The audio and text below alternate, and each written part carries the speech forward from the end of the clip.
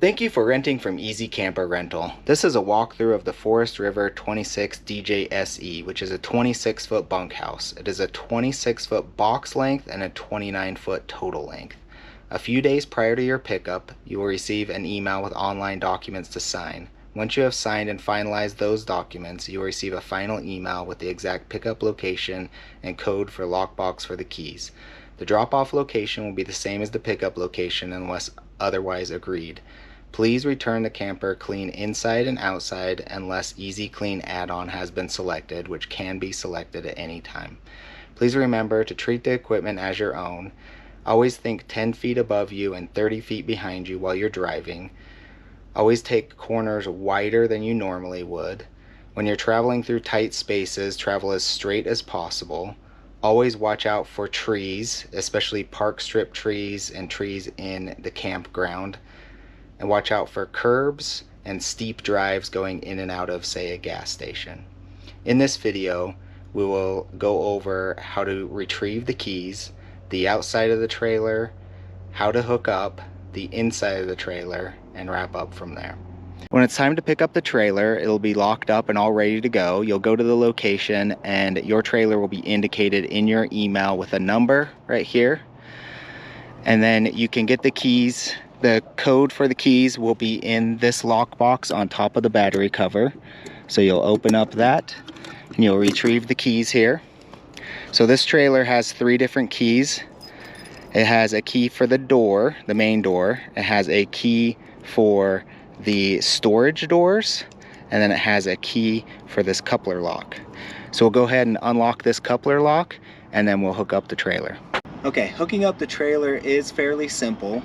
First, the adjustable hitch here, which is included with the rental.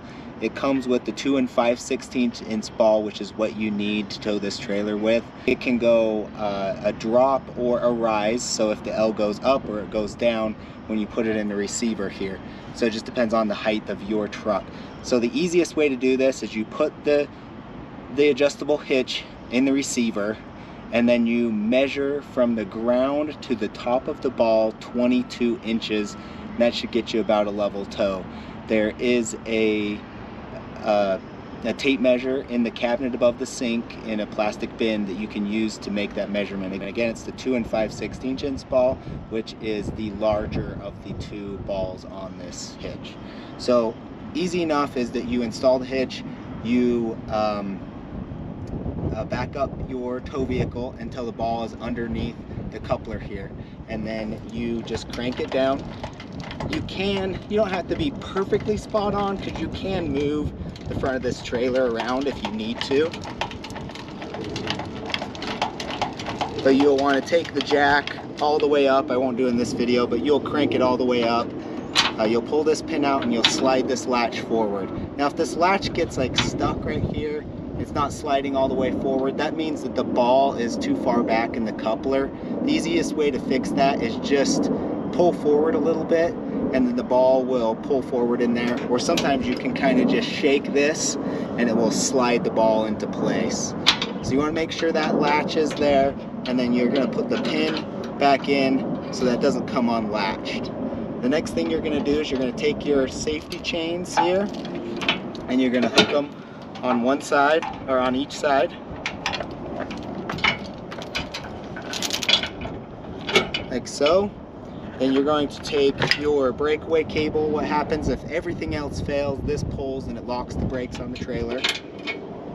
And then you're going to take your 7-way connection and you'll go ahead and plug it into your 7-way on your trailer. You want to make sure that that is snug and that is plugged in. Now if you rented the Bluetooth trailer brake controller, it is a module. It will be inside the camper when you pick it up, and that's a module that goes in between the 7-way connection and the tow vehicle, and then you download an app on your phone and you Bluetooth to it, and then your phone is the trailer brake controller. So really simple to do that, to hook all of that up. And what we'll do now is we'll go ahead and do a walk around of the outside of the trailer, and we'll go from there. We're here on the outside of the trailer, and the first thing I want to note is the awning. It's the #1 damaged item, and so please, please, please make sure that you don't hit this on any trees. Again, if you're taking it to your home, you want to watch out for your park strip trees, because a lot of people have hit those. Campground trees, any overhang. Again, always think 10 feet above you and 30 feet behind you. And then also, you want to not use the awning if there's any wind, or if you're away from the trailer, because wind could come while you're gone and break that awning. And so let's go around the outside of this trailer here. We'll first start out with the storage area. You do have an adjustable hitch, again, included in the rental. You've got some leveling blocks.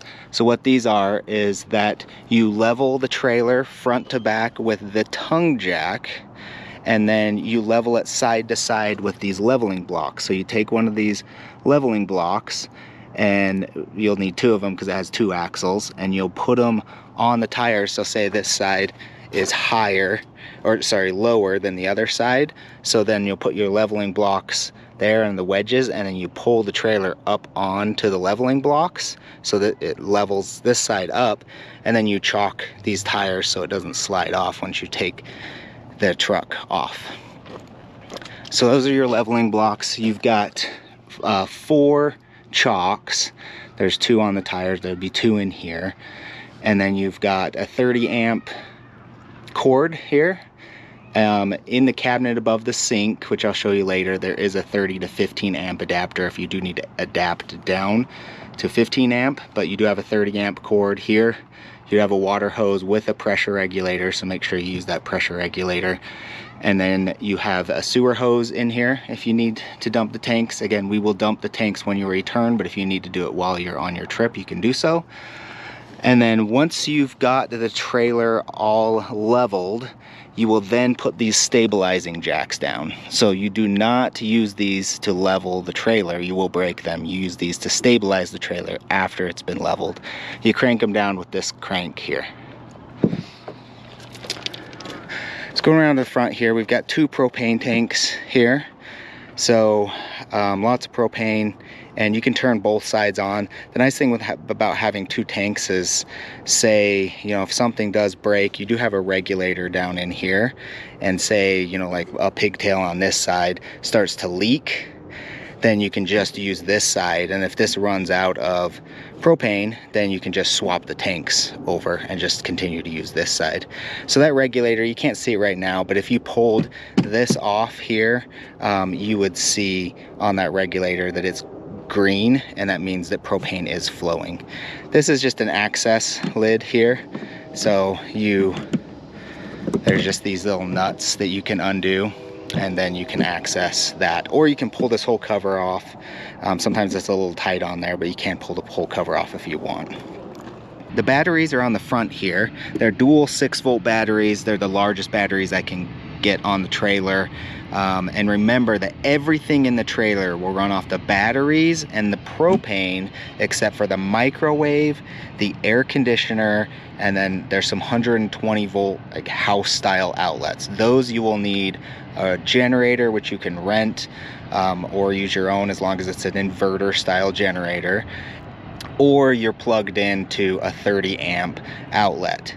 Again, there's the 30 to 15 amp adapter, so you can plug into a 15 amp outlet, but then the air conditioner won't work off of 15 amps. So again, everything in the trailer runs off the batteries or the propane, except for the microwave, air conditioner, and 120 volt outlets.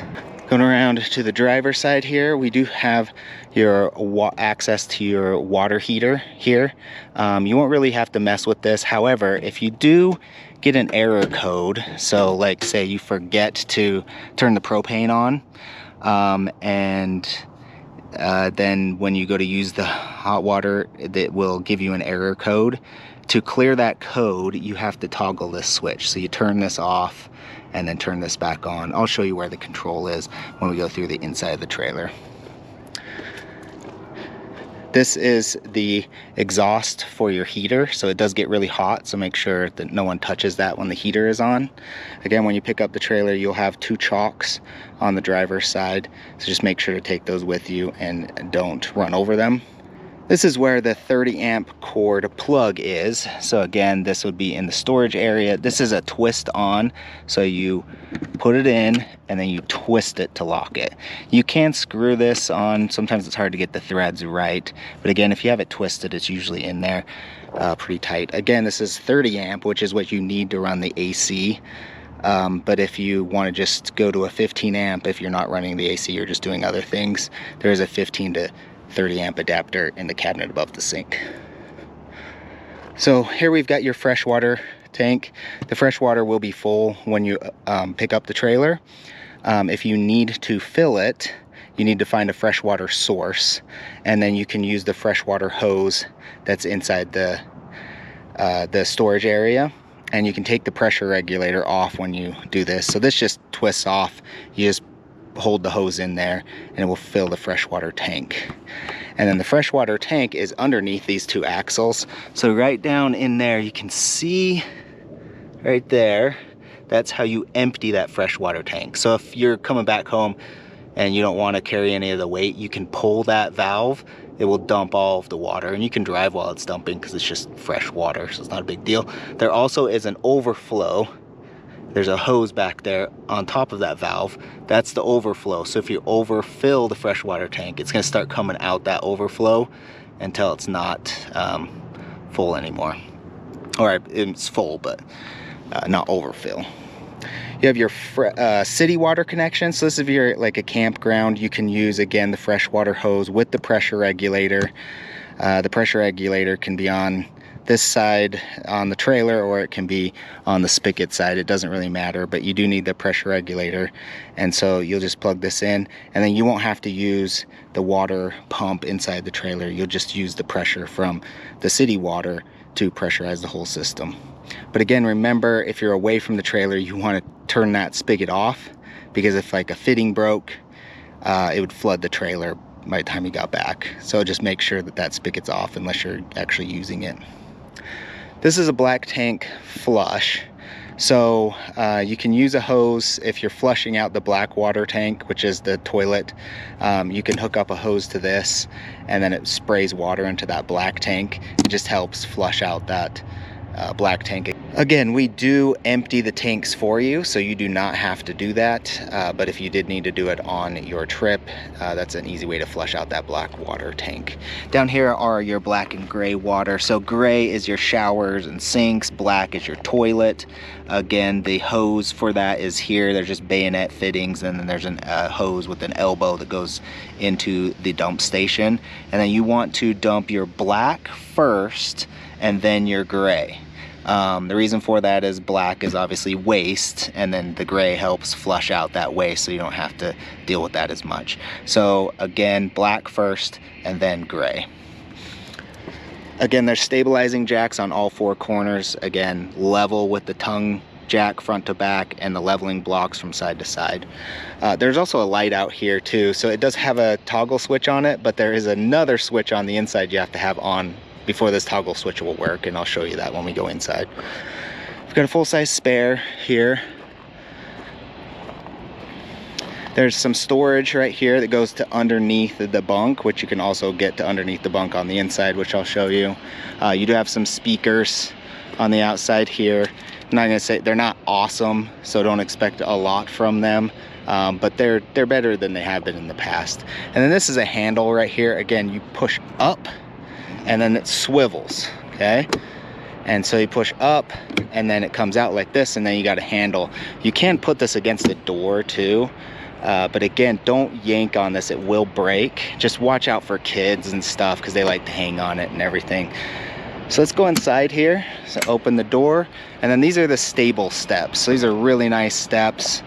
Less likely kids are gonna break them. You're gonna have a latch here on this side, this blue latch. You pull it, and then you drop them down.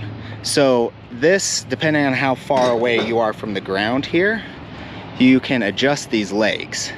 So you just push in this little tab here, and then you can adjust this leg, and you can adjust them independently, which is nice because sometimes the ground isn't level, it might be to the side, so this leg would need to be longer than this leg. So when you pull it down though, you want this to kind of you want this to be flush, or else it's going to be hard to close the door. So you don't want those legs too long. It's better if they're a little too short than they are too long. So if you do go to step on it and it has a little bit of give, that's better than it being too long and not being able to shut the door. So let's go on the inside here and go from there. Alright, starting on the inside, immediately to your left is the control panel. There's a lot of buttons and switches here, so I'll go from top to bottom.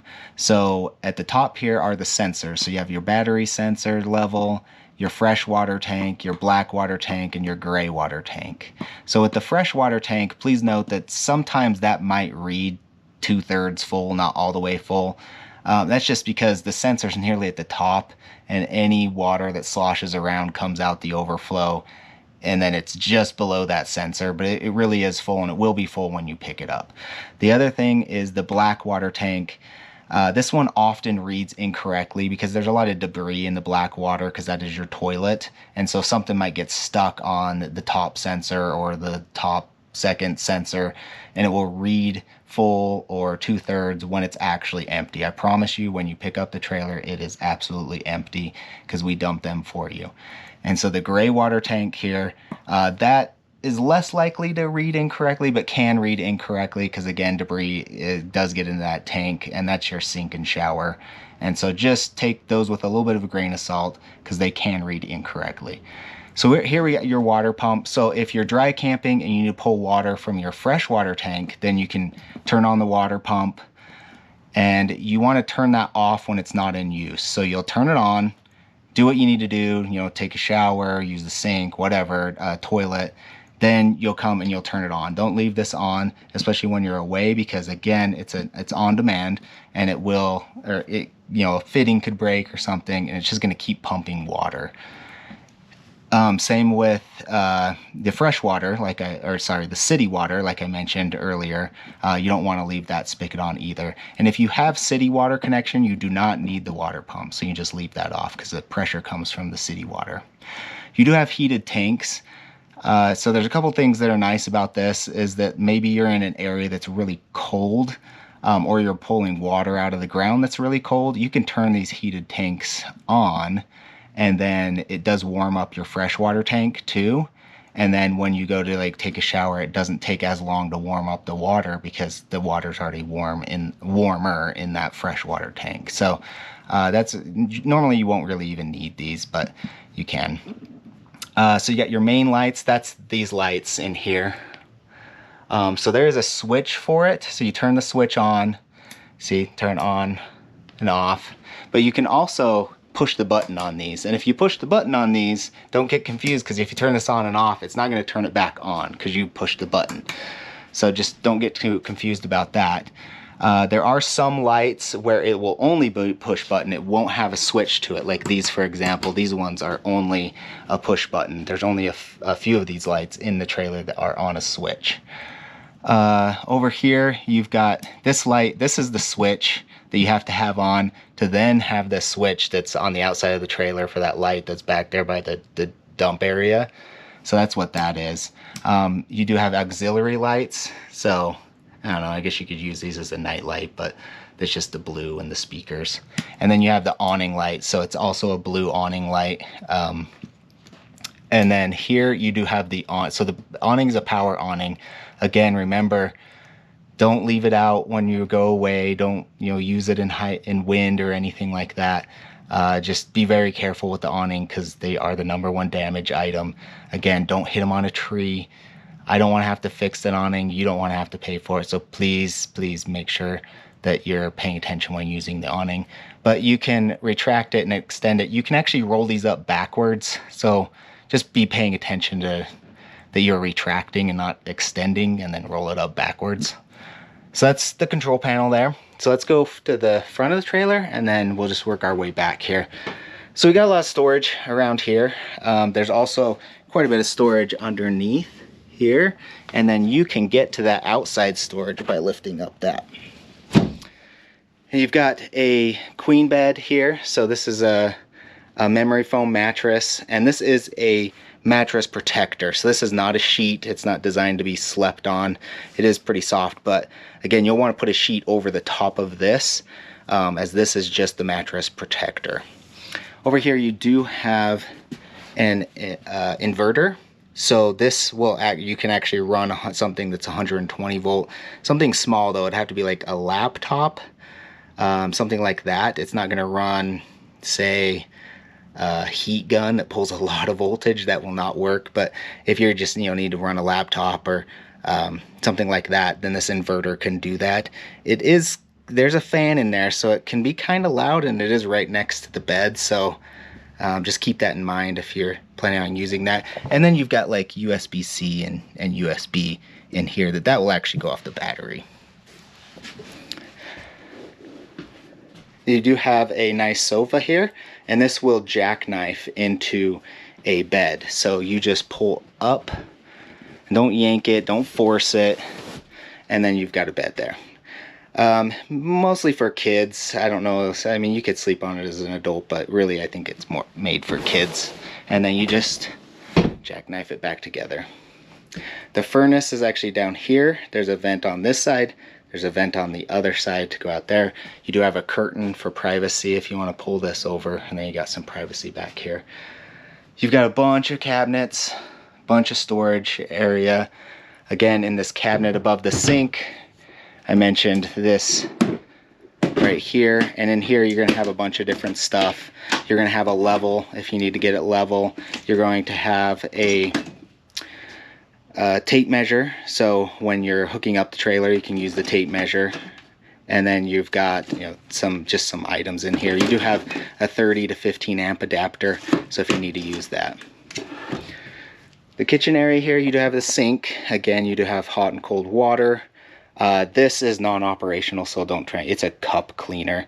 It's just been turned off because you can hit it and it'll spray water everywhere, so it's best that it's just turned off. Going to the stove area, we do have a hood here. So you got the light, you got the fan, and you got off. Down here, we've got the stove top. Again, nothing heavy on this sink, and also nothing heavy in the sink. Don't put anything hot in the sink. Don't put any grease or food down the drain, or anything like that.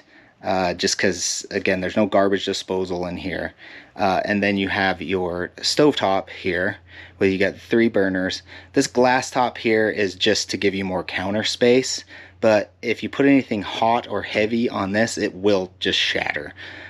So just be really careful with this glass, and then you want to lift it up before using it. You don't cook anything on this glass or use that for anything other than just a little bit more counter space.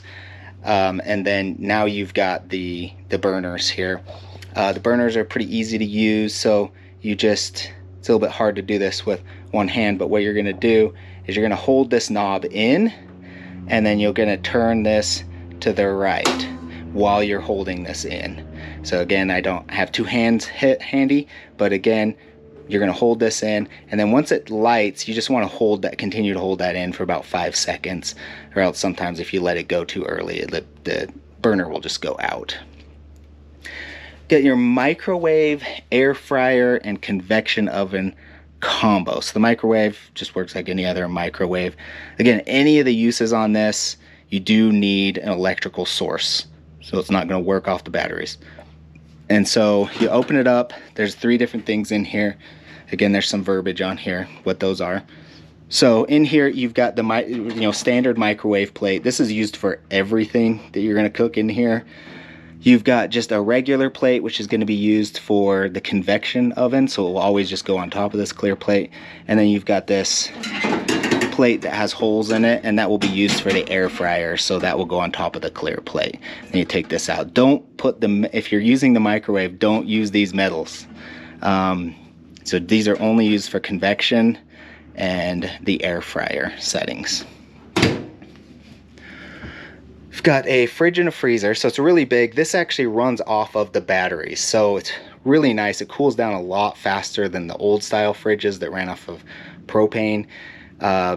It's super efficient, and it's really easy to use. So the latch is on the side here, and then the controls are right here. So all you do is press for 3 seconds, and then it will turn on. So now it's on, and then you click this, and I'm not sure if you can see that in the camera, but there's a blue glowing. So there's 2 for off-grid, so if you don't have electrical hookup, you probably want to leave it to 2. If you do, you really don't need to go above 3. You can, but it'll just eventually freeze everything. It doesn't really cool down faster. I know it says fast and coldest here, but it doesn't really work. It just ends up getting so cold it freezes everything. So I'd highly recommend just to use 3 or 2, depending on if you have electricity or not. And then you do have the freezer on the top side here. And then you want to just leave this, it says optimal here. You want to just leave that in the middle. Don't try and go coldest or colder. It just, it really messes with the settings of the fridge too. So just leave that there. And then to turn it off, super easy. You just hold this button down again for 3 seconds and it turns off. Let's go to this side here. The dinette can make down into a bed. You need to be very careful when you're doing this. So what you do is you take these cushions, take them off, take these cushions off, and then you'll take this top piece off of the legs. So you pull the legs out of there, pull the leg out of there, and then pull the leg out of here and on the other side. So these legs are removed. Then you can just usually just lay them down here. And then this will just be a piece of wood effectively. And so once these are removed, you want to make sure that it sits right on that ledge. So if you get it off and it's like sitting up here, not on the ledge, and then you lay on it, it'll break the tabletop.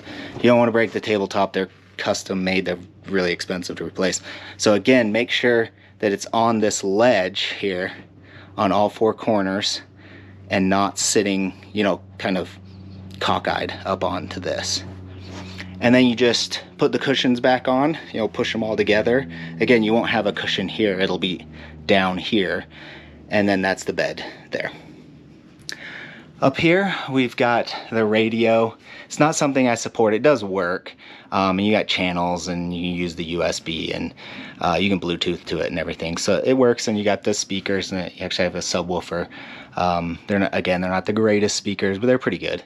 But I don't really support this, so but I've never had one break.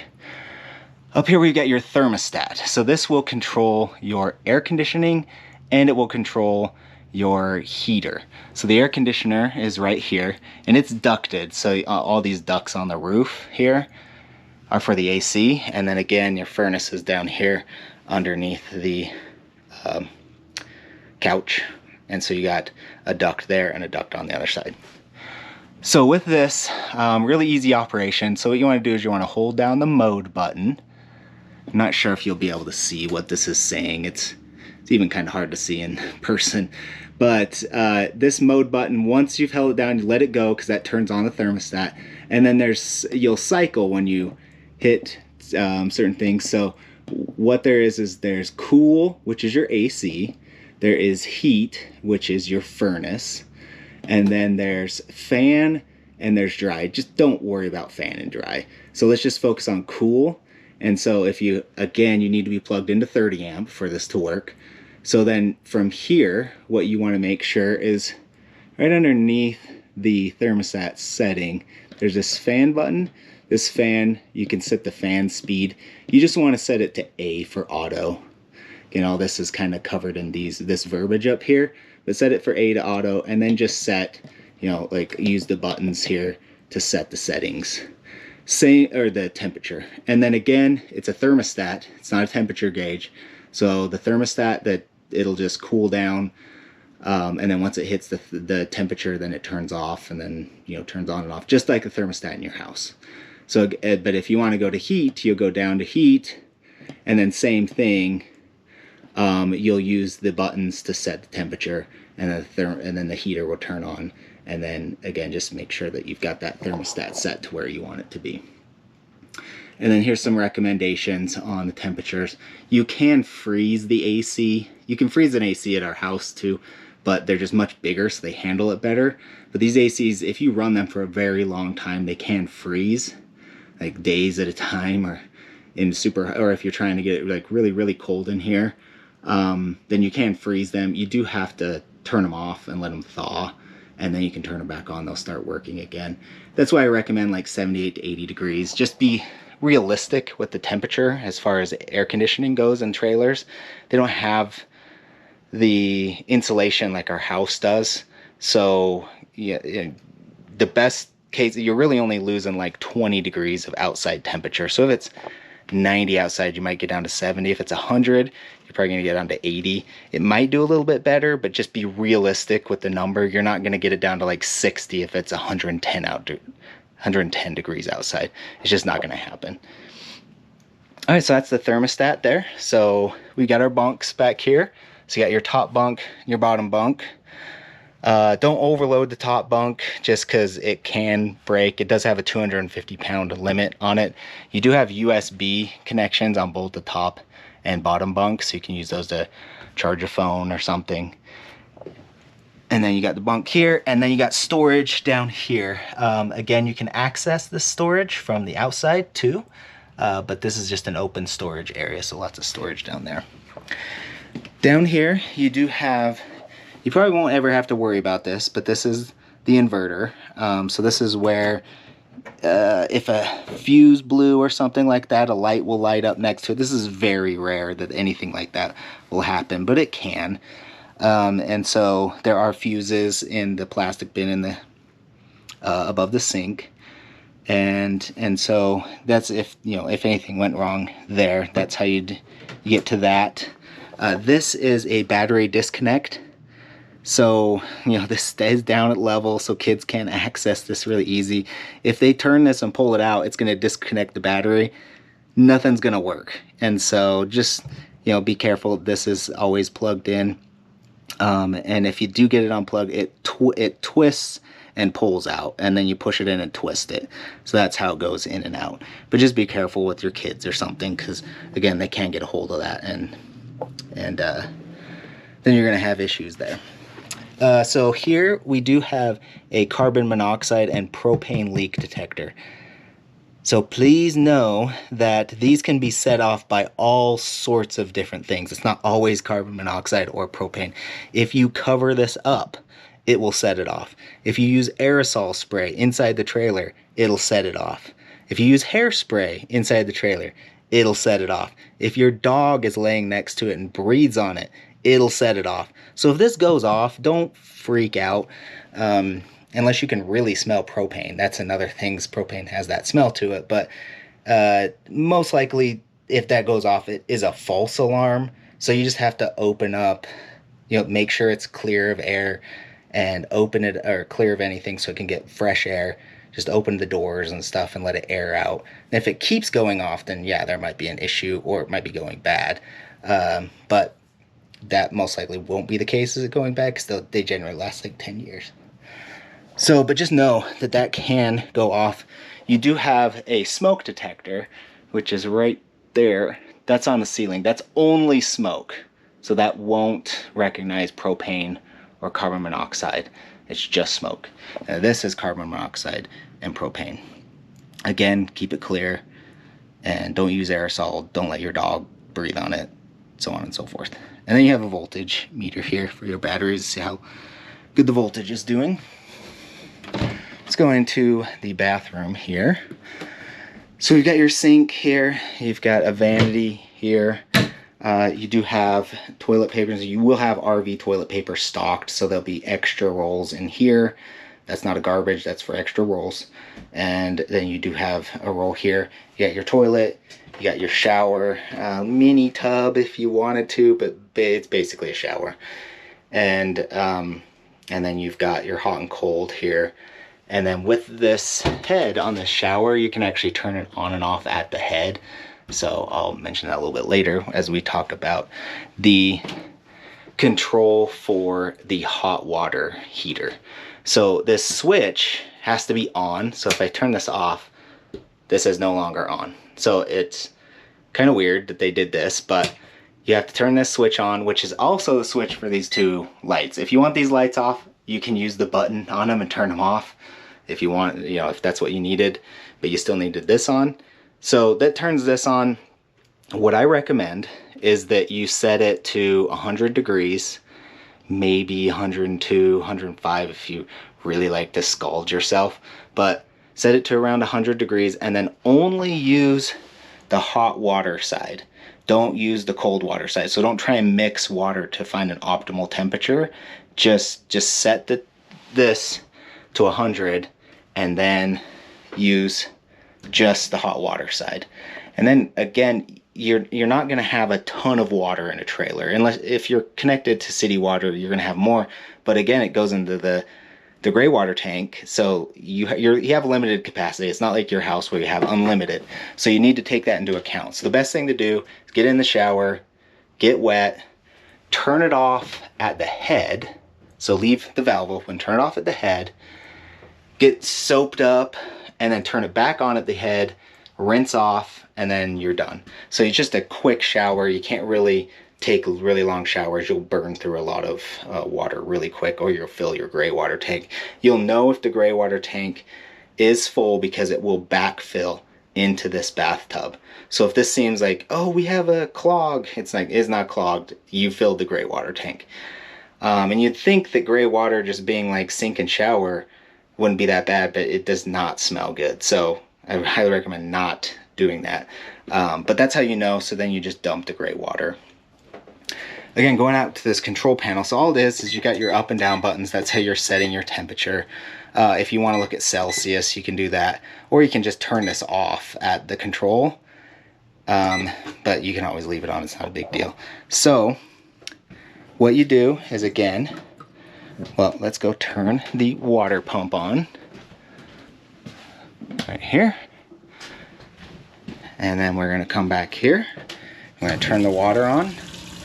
And what you'll see is back here, you'll see this, and then a flame will come up, and that means that there is propane flowing. It's warming up. So now the water is warming up now. So you want to make sure that those icons are going. So then you can turn it off. And then here, then you'll see the fan that will continue to run. Again, if you get an error on this, like say you forgot to turn the propane on or something that starts giving you an error, use the switch on the outside of the trailer on the water heater. You can turn it off and then you can turn it back on. And then that will clear this. And then from there, again, like I said, you need to turn the water pump off. So that's the inside of the trailer. Again, let's wrap up and then we'll go from there. Thanks again for renting from Easy Camper Rental. And please remember to return the camper clean inside and out unless Easy Clean add-on was selected, which you can select at any time. You will receive a text the morning of drop-off, and if possible, please text back a couple hours before drop-off so we can plan logistics. Upon drop-off, please call or text and let us know if you have any questions or concerns. Please let us know if there were any maintenance items that may need to be addressed, as small things can happen. That concludes the walkthrough. Safe travels, enjoy your vacation, and remember to be the happiest camper.